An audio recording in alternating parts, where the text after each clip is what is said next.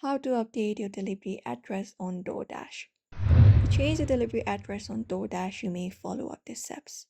So, first of all, head over and open up the DoorDash application or website. And once you have accessed it, you can head over and look out for account option. And you can just head over and look out for address section. Look for the section specifically for address, usually labeled as address or saved addresses. Now, what you may do is you may just go ahead and to add a new address, click on plus or add address option.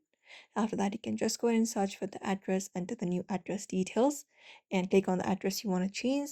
Make the necessary adjustments and save the changes, and it will begin the process of placing an order or select an order you have already started.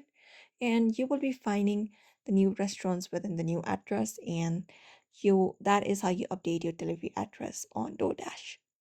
So this is that you may follow up this method in order to do so. So therefore, I hope this video was helpful. Give it a thumbs up and subscribe for more tips and tutorials, and we will be seeing you in another video.